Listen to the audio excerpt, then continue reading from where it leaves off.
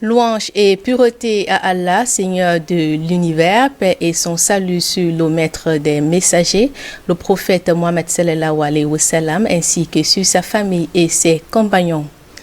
Très chers fidèles musulmans, mesdames et messieurs, merci de votre confiance renouvelée à DBS Télévision. Bienvenue sur la voie de l'islam. Nous sommes vendredi, le plus excellent et le plus distingué jour parmi les autres jours de la semaine. Voilà pourquoi le thème de cette édition est consacré au mérite du jour de vendredi. La sourate du jour et la vie du prophète sont également au menu de ce nouveau numéro.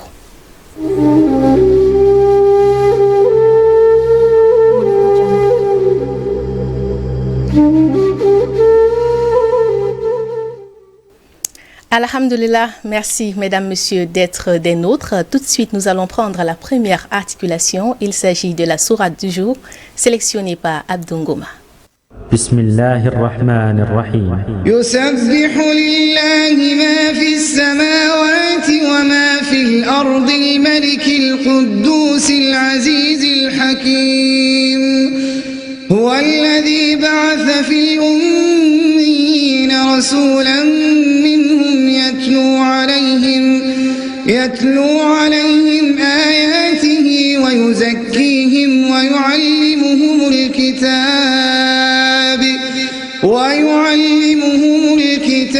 والحكمة وإن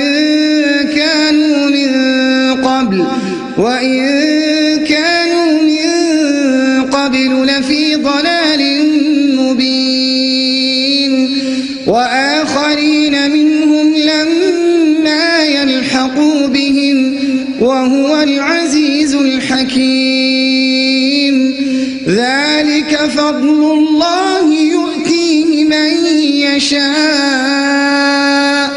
والله ذو الفضل العظيم مثل الذين حملوا التوراة ثم لم يحملوها كمثل الحمار يحمل أسفارا بئس مثل القوم الذين كذبوا بآيات الله والله لا يهدي القوم الظالمين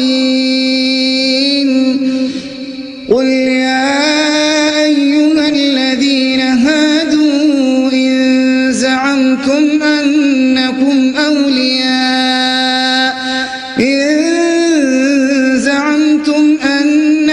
أولياء لله من دون الناس فتمنوا الموت إن كنتم صادقين ولا يتمنونه أبدا بما قدمت أيديهم والله عليم بالظالمين قل إن الموت الذي تفرون منه فإنه ملاقيكم ثم تردون إلى عالم الغيب والشهادة فينبئكم بما كنتم تعملون قل إن الموت الذي تفرون منه فإنه ملاقيكم ثم تردون إلى عالم الغيب والشهادة فينبئكم بما كنتم تعملون قل إن الموت الذي تفرون منه فإنه ملاقيكم ثم تردون إلى عالم الغيب والشهادة فينبئكم بما كنتم تعملون. Le vendredi revêt une importance particulière en islam. Pour comprendre la dimension spéciale de cette journée, nous recevons l'imam Daouda Aboubakar Labaran. Il est secrétaire général à la mosquée centrale de Douala. Assalamu alaikum wa rahmatullahi wa barakatuh. Wa alaikum salam wa rahmatullahi wa barakatuh. Chère sœur Khadij, je vous remercie de m'avoir invité à une nouvelle fois à cette émission de la Voix de l'Islam. Je pense que le sujet du jour est très important par rapport à ce grand jour qui est le vendredi. Imam, qu'est-ce qui fait la particularité de cette journée? Oui, vous avez dit ça dans votre introduction. C'est un jour distingué, c'est un jour qui a valeur même du jour de la fête, comme le jour de Eid el-Fitr ou même le jour de Eid el-Adha. Bon, la symbolique et même l'historique de ce jour, il est dit que Adam fut créé un vendredi. Et ils entrèrent avec son épouse Hawa au paradis un vendredi. Ils en sont sortis aussi un vendredi. Donc le vendredi est un jour, est le meilleur jour même de la semaine, est un jour de grâce, un jour même de gloire, le jour où nous accomplissons la grande prière. Comme je l'ai dit tantôt, elle est obligatoire.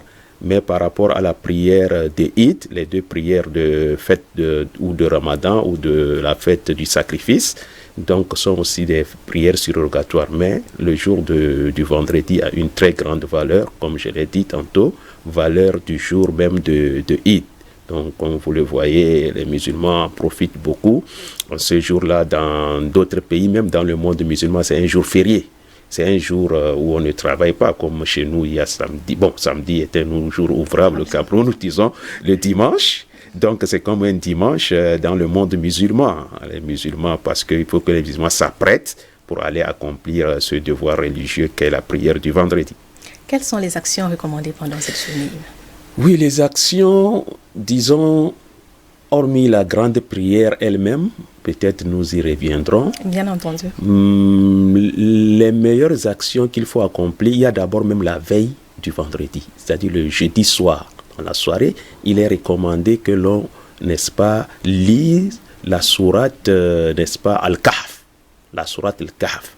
Donc, et même le jour du vendredi, le prophète a dit, celui qui, n'est-ce pas, lit cette sourate la veille ou le jour du vendredi, cette semaine-là lui sera éclairée. Donc, il aura cette lumière qui va jaillir en lui, n'est-ce pas, pour guider ses pas, pour accomplir ses actes, ses occupations quotidiennes jusqu'à vendredi prochain. Donc, vous voyez, c'est un jour, et même c'est un jour où il y a des actes louables, faire beaucoup de salats sur le prophète, sallallahu alayhi wa sallam, des invocations. Il est bien vrai que le temps est situé selon d'autres avis, à partir du moment où l'imam fait son entrée à la mosquée jusqu'à la fin de la prière. Non, de quand on dit, non, c'est après la prière de Asr. Ce moment propice, c'est un moment de grâce, un moment où les prières sont exaucées par Dieu. Donc c'est un jour, le vendredi, comme je l'ai dit, c'est comme le jour de Eid, il y a un lavage qu'on procède, un lavage rituel. Les musulmans doivent se laver, surtout ceux qui vont se rendre à cette prière. Donc, ils doivent effectuer un lavage rituel. On ne vous interdit pas de vous laver avec de l'eau, du savon, mais par la suite, vous vous lavez avec de l'eau propre, pure et purifiante. Donc, pour aller à cette prière-là. Donc, ceux qui travaillent donc, peuvent se laver très tôt le matin, aller à leur lieu de travail et une fois fini le travail ou s'ils prennent la pause, ils peuvent venir accomplir comme dans le cas de beaucoup de nos frères qui sont dans la fonction publique ou même dans des entreprises.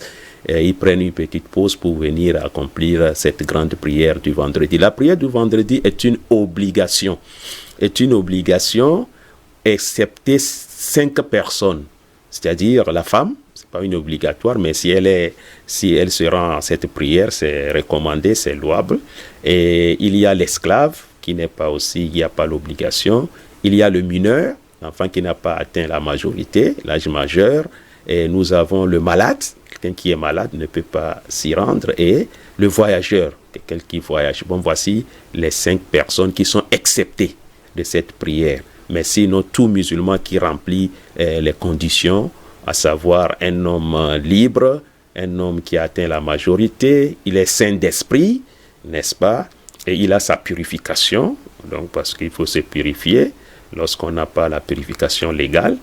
Donc, ces personnes-là sont obligées de s'y rendre. Et tout à l'heure, à l'introduction, nous avons entendu une sourate, c'est-à-dire la sourate est intitulée le vendredi. Sourate le Juma'a. Donc, c'est intitulé la sourate le vendredi. Donc, dans cette sourate, il y a le passage, le verset qui nous dit « Ô croyants, à l'appel de la prière du vendredi, donc empressez-vous d'aller accomplir, n'est-ce pas, cette prière, empressez-vous et cessez toute négoce, c'est-à-dire toute transaction. Il faut cesser à ce moment-là pour aller accomplir ce voie. Mais lorsque vous finissez, à la fin de la prière, après le salut final, vous pouvez encore retrouver vos activités normales, vous vaquez à vos occupations. Donc, vous voyez déjà la sourate, il dit c'est ça qui est meilleur. Mais n'oubliez pas toujours nous sommes dans le sens du verset, n'oubliez pas le rappel de Dieu à zikr. Parce qu'il faut faire la différence. Tout à l'heure, nous avons parlé, le vendredi, il est souhaitable de lire la sourate al-Kahf, de faire beaucoup de saluts sur le prophète sallallahu alayhi wa sallam, mais aussi de faire beaucoup d'invocations. Donc, il faut faire la différence entre ad-du'a, qui est l'invocation, et azikr, qui est évocation. Azikr, c'est l'évocation du nom d'Allah. Les noms les plus exaltés, il y a des formules, n'est-ce pas, où on rend grâce à Allah, où on glorifie, comme lui-même le dit dans le Saint-Coran, tout ce qui est dans les cieux et la terre glorifie Allah subhanahu wa ta'ala. Donc, c'est un jour vraiment capital dans la vie du musulman. Il n'est pas acceptable. Le prophète sallallahu alayhi wa sallam a dit, celui qui néglige cette prière-là, Allah lui apposera un scellé sur son cœur. Donc, vous voyez que la personne aura ce qu'on appelle la cécité morale. Donc, il faudrait que le musulman s'attache à accomplir cette prière, surtout ceux qui remplissent les conditions de cette prière du vendredi. Imam, quel est le moment propice pour se rendre à la mosquée? Oui, pour se rendre, il faut se rendre le plus tôt possible. Je pense que la prière a lieu un peu au milieu du jour, à midi quelques minutes. Il y a des mosquées qui accomplissent à partir de 12h30. Donc, il est préférable qu'on y aille, n'est-ce pas, le plus tôt possible, parce que le temps est divisé en 5 parties. Le prophète sallallahu alayhi wa sallam nous dit, celui qui arrive à la première heure, il a la récompense de l'aumône d'un chameau, l'équivalent d'un chameau. Celui qui vient à la deuxième heure a les mérites de celui qui a fait aumône d'une vache. Celui qui arrive à la 3e heure, il a les mérites, les récompenses de celui qui a fait aumône d'un bélier. Celui qui arrive à la 4e heure, il a les récompenses de celui qui a fait l'aumône d'une poule ou d'un coq. Ou celui qui vient maintenant à la dernière, c'est comme s'il a fait l'aumône avec un œuf.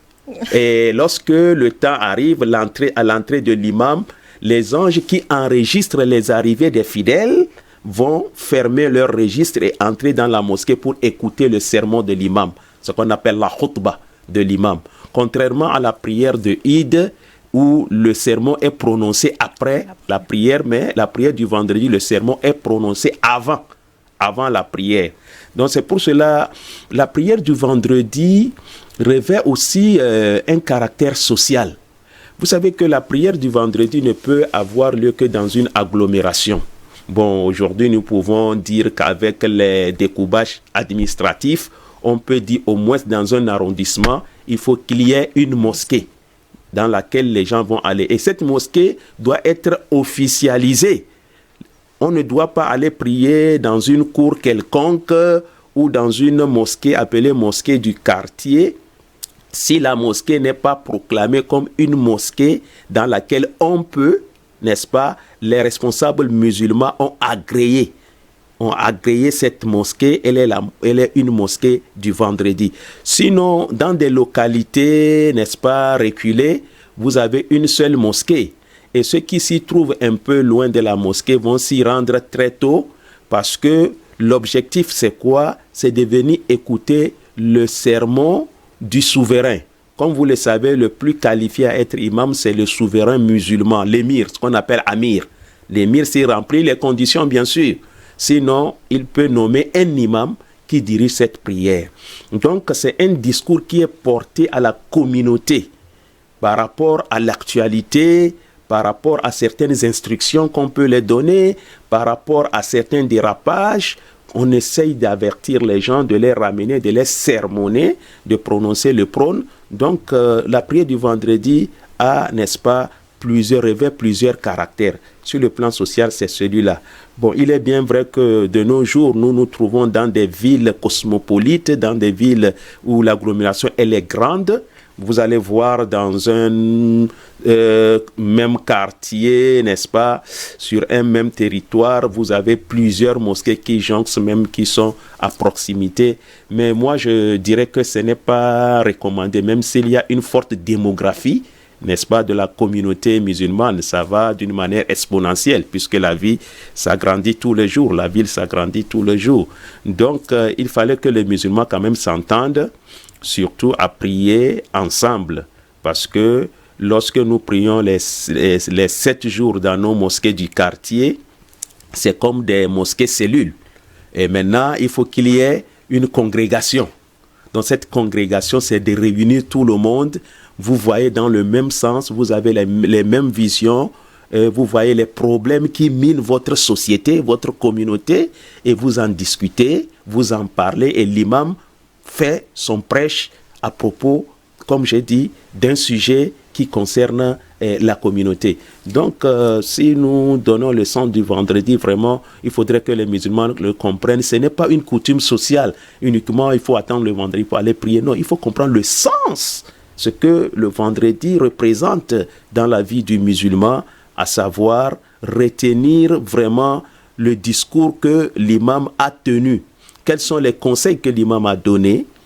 Quels sont les avertissements par rapport, comme je l'ai dit tantôt, à nos dérapages, etc.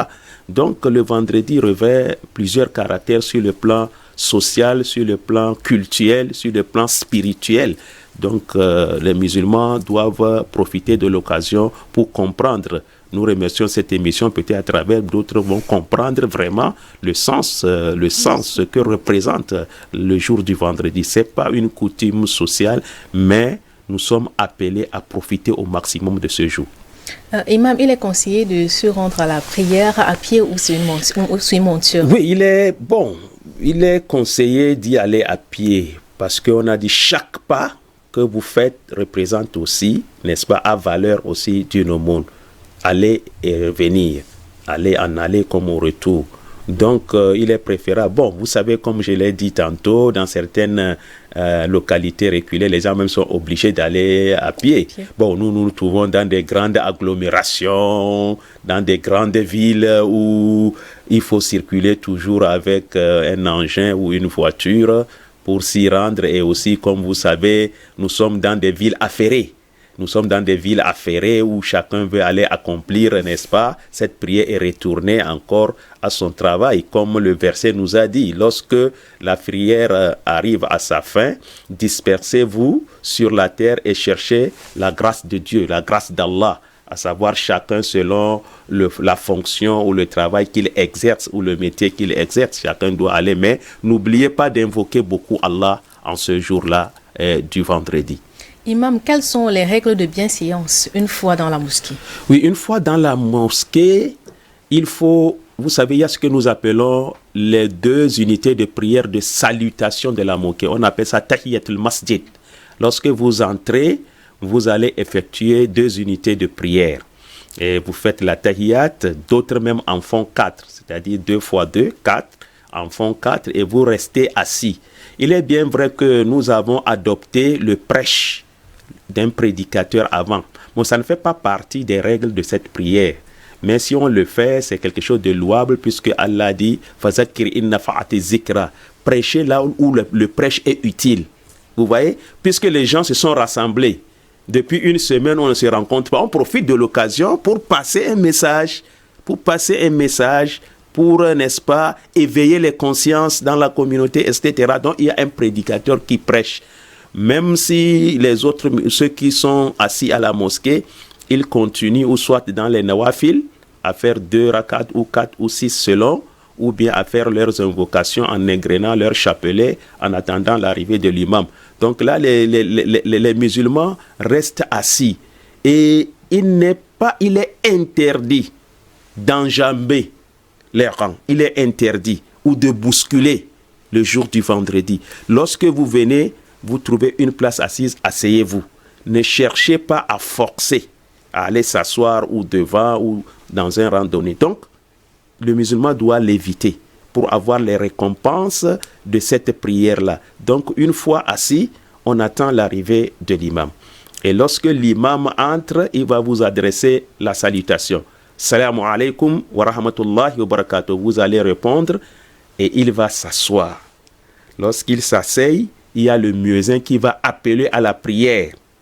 C'est cet appel-là, tout à l'heure, quand nous avons entendu la lecture de la sourate, le Jumu'ah, la sourate du vendredi, il a dit, Isa nous dit Elis-Salah. Lorsqu'on appelle à l'appel de la prière, donc ça veut dire que cet appel, parce que le jour-là, il y a 2 appels. Ça, c'est instauré par un des successeurs du prophète, n'est-ce pas, Sayyidina Omar. Donc, il a instauré ça parce que les gens sont beaucoup distraits.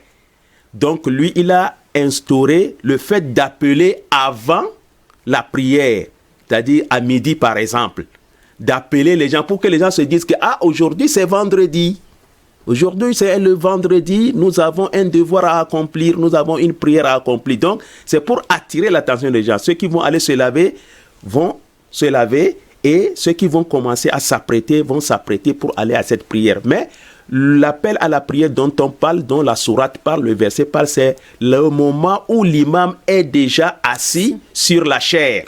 Il est assis, on appelle à la prière. À partir de cet appel, toute transaction est interdite. Toute transaction pour le musulman est interdite. Donc il n'y a plus de transaction, il n'y a plus de négoce. Donc vous devez plier et aller maintenant vous rendre à la prière. Donc lorsque le muazzin appelle à la prière, à la fin, l'imam va se lever. Il y a 2 phases pour le sermon, 2 phases. Il y a la première phase où l'imam va invoquer Dieu, il va louer Dieu, il va prononcer les salutations sur le prophète. Maintenant, il va entrer dans le vif du sujet.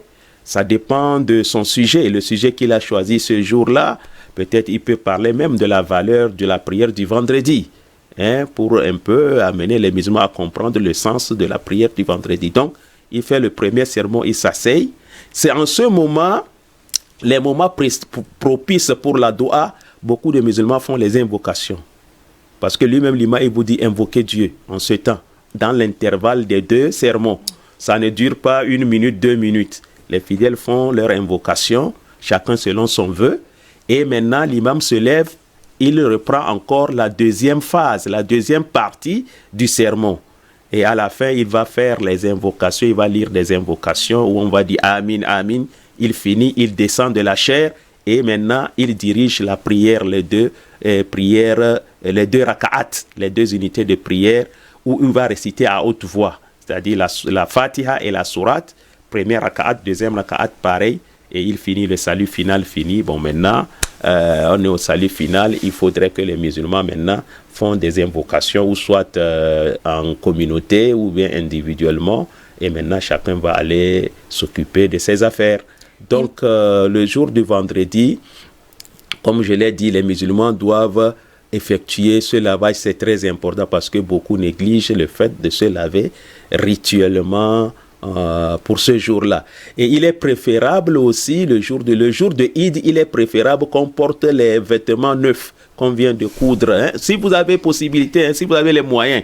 Mais le jour du vendredi, il est beaucoup plus préférable de porter les habits blancs. C'est les habits blancs parce que les anges aiment la couleur blanche. Les gens qui viennent témoigner, comme je l'ai dit tantôt, ils viennent enregistrer les arrivées, première heure, 2e heure, 3e heure, 4e heure, 5e heure. Donc il est préférable, si vous en avez, à l'impossible, nul n'est tenu. Donc, c'est ainsi que la prière du vendredi se déroule. Imam, qu'en est-il de celui qui entre dans la mosquée car l'imam a déjà commencé le toukba? Oui, il y a 2 avis. Un premier avis vous dit il faut respecter la règle de l'entrée dans la mosquée. Vous pouvez faire vos 2 unités de prière. Bon, il y a le deuxième avis dit que non. Il faut voir l'importance du sermon, du prône.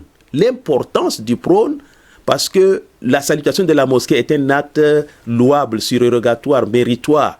Or, la khutba est obligatoire. La khutba est obligatoire et l'écouter aussi. L'écouter est une obligation. C'est pour cela, le moment où l'imam récite la khutba, vous n'avez pas droit de dire un mot. Vous n'avez pas droit de dire un mot. Même si vous voyez quelqu'un en train de gesticuler ou bien faire autre chose, vous n'avez pas de dire tais-toi ou bien non. Vous vous taisez. Lorsque vous parlez au moment où l'imam prononce un sermon, on dit que vous avez perdu les mérites de ce jour-là, de cette prière. Mais votre prière est valable. Ça ne veut pas dire que vous allez la reprendre. Mais quand même, vous avez perdu beaucoup de mérites pour cette prière. Donc, on doit garder la quiétude au moment où l'imam prononce les sermons, les 2 sermons, et attendre l'exécution des 2 raka'at et arriver à la fin de la prière. Inch'Allah, Imam, on vous retrouve tout à l'heure, le temps pour nous d'observer un autre arrêt pour prendre la vie du prophète.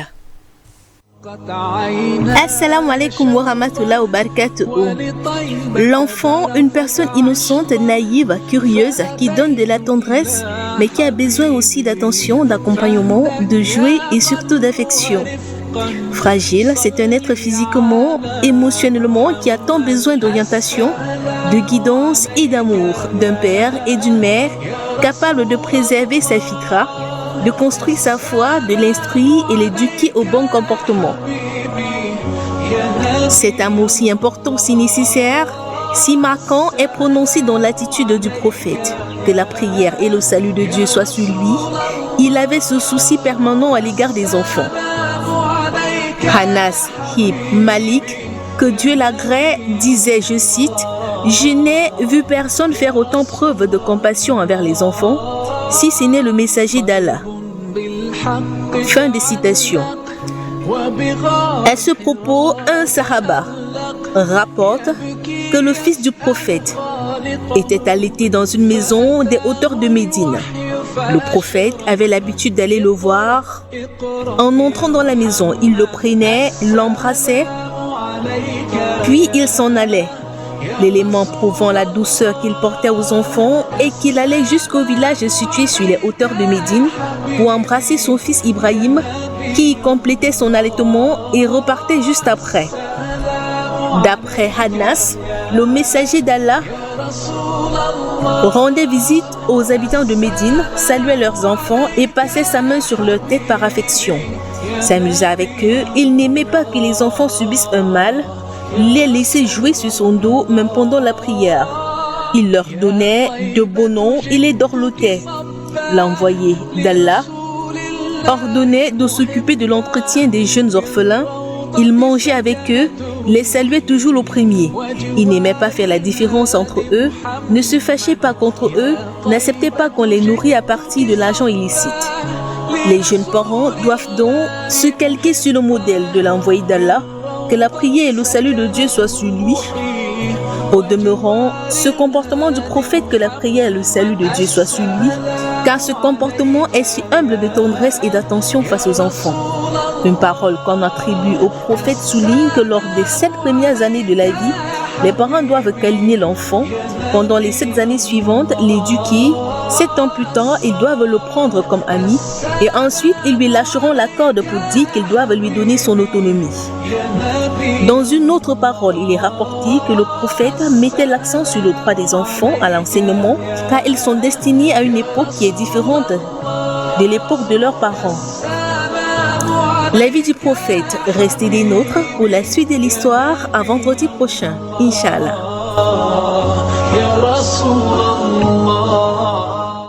Merci d'être avec nous sur DBS. L'émission c'est La Voix de l'Islam, diffusée tous les vendredis à 21h.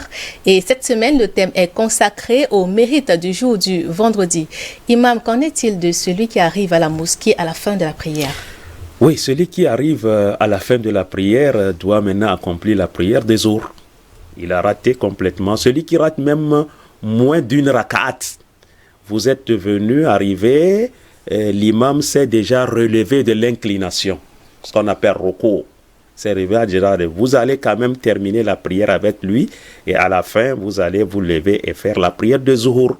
Donc la prière de Zuhur qui remplace la prière du vendredi. Donc vous n'avez pas eu les mérites de ce vendredi-là, mais comme c'est l'heure du Zuhur, vous allez accomplir la prière de Zuhur. Et en ce qui concerne la prière de Zuhur, imam, elle s'accomplit avant ou après la prière? Après quelle prière? Après la prière du vendredi. Oui, après la prière du vendredi, bien sûr. Bon, il y a l'heure qui est déterminée. Et aussi le respect de l'heure est très déterminant et capital en islam. Donc, vous allez quand même attendre la fin de la prière du vendredi. Bon, vous savez qu'il y a même ceux qui se trouvent dans des lieux où il n'y a pas cette prière du vendredi, où ils font la prière de Zuhur, parce qu'ils ne remplissent pas les conditions. Comme j'ai dit, l'islam, c'est une religion, c'est une organisation même sociétale. Cette organisation sociétale exige que, avant de tenir la prière du vendredi, il faut que vous ayez la sécurité. Il faut que vous ayez la sécurité. Donc c'est pour cela certaines localités ou certains villages reculés ne peuvent pas accomplir, sinon pas par exemple un poste de police, un poste de gendarmerie, parce qu'il faut, là où vous rassemblez les gens, il faut que vous soyez sûr que vous serez sécurisés. Ou bien vous serez, s'il y a quelque chose qui arrive, entre guillemets, un malheur, vous allez être secouru. Donc tout cela, on tient compte de cela. Donc celui qui n'a pas pu accomplir la prière du vendredi va accomplir la prière du jour. Imam, vous nous avez parlé tout à l'heure de la sourate La Caverne qu'il faut lire le vendredi. Quelles sont les merveilles qui sont cachées derrière cette lecture? Oui, sourate Al-Kahf, vous savez, c'est l'histoire de ces jeunes gars qui sont partis, n'est-ce pas, s'abriter dans la grotte pour un peu faire ce qu'on appelle un exil par rapport à leur foi, où ils étaient forcés à, n'est-ce pas, faire certaines adorations qui ne sied pas à la croyance divine, à la croyance. Donc ils sont partis se cacher. Donc la valeur que ça dégage, c'est la détermination, la haute spiritualité que ces gars ont fait preuve, que ces garçons ont fait preuve accompagnés de leurs chiens. Donc c'est pour cela qu'il est recommandé aux musulmans de réciter cette sourate la veille ou le jour de la prière, de la grande prière du vendredi. Parce que toute sourate quand même dans le Coran, chaque sourate a sa valeur. On peut vous dire que le meilleur verset, c'est Allahu la ilaha illa huwa qui consacre, n'est-ce pas, l'unicité de Dieu. On vous dira que réciter une fois la sourate al-Ikhlas, Qul huwa Allahu ahad, c'est comme si vous avez récité un tiers du Coran. Quand vous le récitez 3 fois, vous avez les mérites de celui qui a récité le Coran tout entier. Donc la sourate Caverne Al-Kahf a beaucoup de valeur. Donc il est recommandé aux musulmans de s'y donner, de lire cette sourate la veille ou le jour du vendredi. Vous avez également parlé des invocations sur le prophète. Oui, la salutation sur le prophète sallallahu alayhi wa sallam. Le prophète a dit, celui qui prie sur moi, une fois, Allah lui fera 10 salutations. Celui qui prie 10 fois sur moi, Allah lui en fera 100. Celui qui fait 100, Allah lui en fera 1000. Et celui qui fait 1000, je lui garantis qu'il aura mon intercession le jour de la résurrection. Donc c'est très important aux musulmans de multiplier les salutations sur le prophète sallallahu alayhi pour s'attirer même les bénédictions d'Allah subhanahu wa ta'ala, parce que Allah a dit wa ma arsalnaka illa rahmatan lil alamin, nous ne t'avons envoyé qu'à titre de miséricorde à l'humanité. Le prophète sallallahu alayhi wa sallam, selon Aïcha, donc quand on a demandé son caractère, elle a dit que le caractère du prophète c'est le Coran, et le prophète sallallahu alayhi wa sallam est le Coran vivant. Il est le Coran vivant et en même temps, il représente cette miséricorde divine. Et tous les temps, lorsque nous allons accomplir un anoudou bismillah ar-Rahman ar-Rahim, au nom de Dieu, le tout miséricordieux, le très miséricordieux. Donc, il faut beaucoup réciter les salutations sur le prophète sallallahu alayhi wa sallam. Même pour celui qui a un vœu ou celui qui a des besoins et qu'il veut que ses besoins soient satisfaits par Allah subhanahu wa ta'ala, il peut se consacrer à la récitation régulière des salats sur le prophète sallallahu alayhi wa sallam. C'est très important, les salats sur le prophète sallallahu alayhi wa sallam, surtout le jour du vendredi, il faut le faire abondamment. Imam, en ce qui concerne l'aumône du jour du vendredi, quel est le moment plus propice pour faire cette aumône? Est-ce avant la prière ou après la prière? Oui, bon, l'aumône n'est pas prescrite, mais on profite du jour. C'est un jour de grâce. Donc on profite de ce jour-là. Il est préférable qu'on fasse l'aumône avant la prière. La prière. D'autres avis disent que non. À la sortie de la prière. La sortie de la prière. Quand même, pendant toute la durée du jour, la journée, jusqu'à le coucher du soleil. Donc, il est recommandé. C'est un acte souhaitable, hein. Ce n'est pas une obligation, ce n'est pas prescrit qu'on doit obligatoirement faire l'aumône, mais c'est très important. C'est quelque chose qui est fortement recommandé en ce jour du vendredi. Imam, est-ce qu'il est permis de jeûner le vendredi? Non. De choisir exclusivement vendredi, non. Sauf dans le mois de Ramadan. Bon, il est dit que si vous voulez jeûner vendredi, il faut le faire précéder par le jour précédent ou par le jour suivant. C'est-à-dire, vous jeûnez jeudi et vous continuez vendredi. Ou vous jeûnez vendredi, vous maintenant continuez le samedi. Donc, c'est ça. Mais prendre exclusivement les vendredis pour jeûner, non, c'est un acte, n'est-ce pas, réprouvé. C'est un acte déconseillé. C'est comme le jour de la fête. Il est interdit de jeûner le jour de la fête, que la fête du sacrifice ou bien la fête du fin de Ramadan, Eid al-Fitr ou Eid al-Ahad. Là, c'est interdit. Mais ici, c'est déconseillé. Le vendredi, ce n'est pas une interdiction, non. On n'a pas interdit. Mais il ne faut pas prendre exclusivement le vendredi pour, n'est-ce pas, jeûner. Pour jeûner. D'accord. Imam, maintenant, parfois, en relation avec nos multiples occupations au quotidien, on n'a pas toujours le temps d'appliquer toutes les recommandations dont vous nous avez parlé. Oui. Comment est-ce qu'on peut faire face à cela? Oui, face à cela, bon, je ne sais pas qu'est-ce qui a causé l'empêchement. Et si vous avez quand même l'intention de les faire et que vous êtes empêché par une contrainte, par un cas de force majeure, comme on le dit, là, Allah va vous donner, parce que le prophète nous dit, Niyatul mu'min khayrun min amali, c'est-à-dire l'intention du croyant est meilleure que son acte. Vous voyez? Donc l'intention, déjà, si vous avez une bonne intention, Dieu va vous donner les récompenses. Mais ce que l'islam réprouve, c'est la négligence. La négligence, vous ne pouvez pas, la paresse. Donc il faudrait que le musulman soit quelqu'un de déterminé et qu'il persévère. Il y a la persévérance et l'endurance dans l'islam. Et cela nous a été enseigné même à travers le jeûne que nous avons accompli pendant le Ramadan, puisque le jeûne, c'est l'endurance, la patience et la persévérance. Donc, mais sinon, celui qui néglige, c'est qu'il a perdu. Il a beaucoup perdu sur le sens spirituel. Il a beaucoup perdu. Sinon, il faudrait se consacrer à tout ce qu'on a recommandé, ce qui est recommandé de faire le jour du vendredi, comme nous avons dit, la sourate al-Kahf, les salutations sur le prophète, sallallahu alayhi wa sallam, se rendre à la prière, se laver à l'avance. Donc, tous ces actes, il faut les respecter, il faut les accomplir, même si ce sont des actes louables. Imam, quel est votre commentaire sur le fait qu'il existe le jour du vendredi une heure spéciale où toutes les invocations sont exaucées? Oui, c'est ça. Qu'en est-il exactement? Oui, comme j'ai dit, il y a deux avis. Il y a deux avis. D'aucuns ont situé ce moment-là entre l'entrée de l'imam dans la mosquée jusqu'à la fin de la prière. Comme tout à l'heure, je l'ai dit quand j'expliquais comment se déroule la prière. Donc, une fois que l'imam a prononcé le premier sermon, il s'asseye. D'aucuns disent que c'est ce moment-là. Il faut invoquer Dieu. Il faut invoquer Dieu. Et d'autres ont dit non. C'est après la prière de Asr. C'est la vie le plus retenue. C'est la vie le plus retenue après Asr. Après la prière du Asr, avant la prière de Maghrib. Donc, vous voyez que tout le monde peut en profiter. Si nous disons qu'il y a ceux qui sont exceptés de la prière, comme les femmes, mais il n'est pas interdit, hein, les femmes peuvent se rendre, comme nous voyons dans certaines zones, même en Afrique de l'Ouest, il y a des lieux réservés aux femmes. Il n'y a pas une mosquée où il n'y a pas un endroit qui est réservé uniquement aux femmes de venir aussi accomplir leur prière sereinement. Donc, c'est ce moment-là beaucoup plus, après Asr. Si vous avez fini votre prière du Asr le jour du vendredi, vous avez des invocations, Inch'Allah. vous prononcez ces invocations avec vos intentions, que ce soit des bonnes intentions, vous ayez votre vœu le plus cher que vous voulez, qu'Allah subhanahu wa ta'ala vous satisfait. Inch'Allah, le jour du vendredi, il est conseillé de le faire après Asr.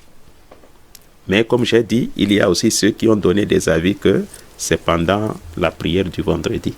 Imam, maintenant, comment faire pour rester constant dans la pratique de la religion? Oui, pour être constant, il faut d'abord faire son introspection, se poser la question, que veut dire être musulman? Comme j'ai dit, il faudrait que nous enlevions de nos têtes, dans nos têtes, le fait que, bon, je suis né musulman, j'ai des parents musulmans, ou je suis Aoussa, ou je suis Bamoun, je suis Foulbé, tout ça, ce sont des accessoires. Donc, le fidèle musulman, le problème d'ethnie, ce sont des problèmes, comme j'ai dit, périphériques. Le musulman doit d'abord se poser la question, que veut dire être musulman? Être musulman, c'est la soumission totale aux ordres d'Allah. La soumission totale aux ordres d'Allah.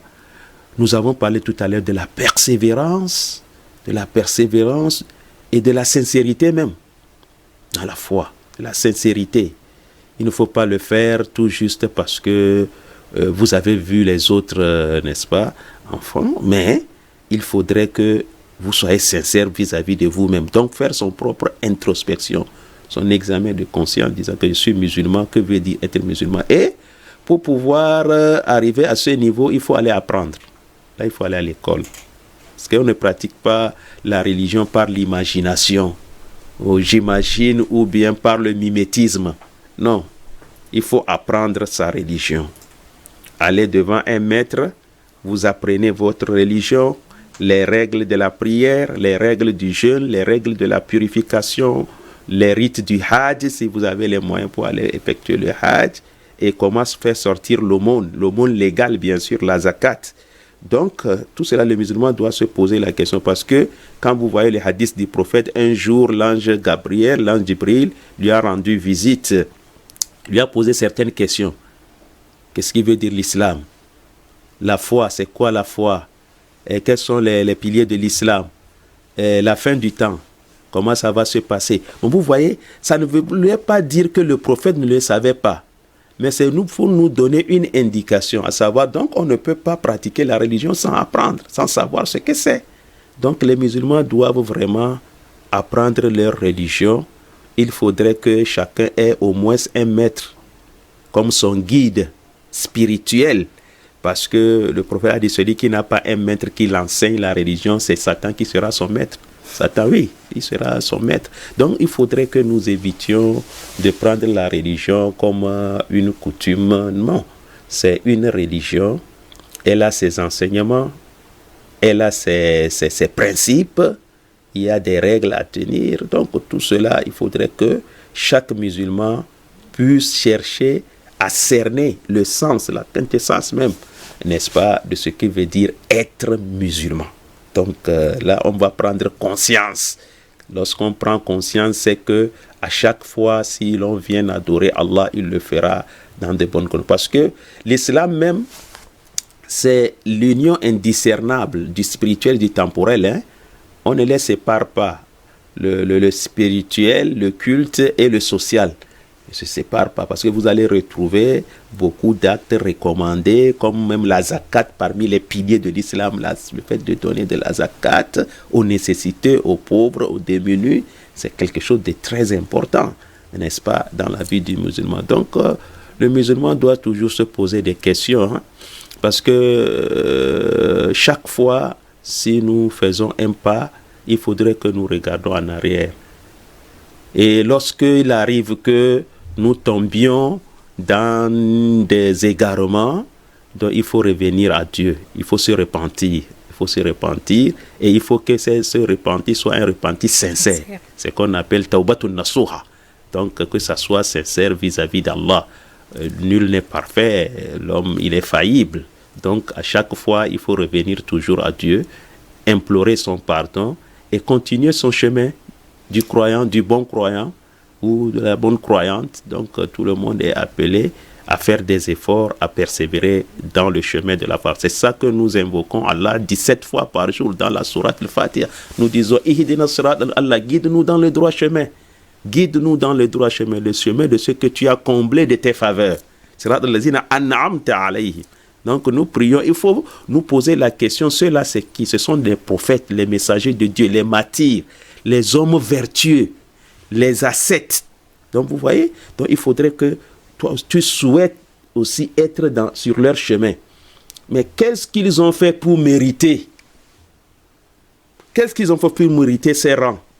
Mais c'est qu'ils sont versés dans l'adoration d'Allah. Dans l'adoration d'Allah, l'adoration, n'est-ce pas, sincère d'Allah et surtout dans la nuit. Il ne faut pas que les musulmans négligent. Il est bien vrai, nous avons les 5 prières avant le lever du jour et après le coucher du soleil. Mais dans la nuit aussi, il faut se lever. C'est là où les gens se dépassent, là où il y a cette course-là. Oui, c'est là où on prend le premier rang. Et en islam, en ce qui concerne la responsabilité religieuse, nous sommes tous égaux, hein? Femmes comme hommes, nous sommes tous égaux en matière de responsabilité religieuse. C'est sur le plan de responsabilité sociale qu'il y a des femmes, des tâches qui sont dévolues aux femmes et d'autres tâches aux hommes. Sinon, nous prions les musulmans de chercher à comprendre qu'est-ce que veut dire être musulman.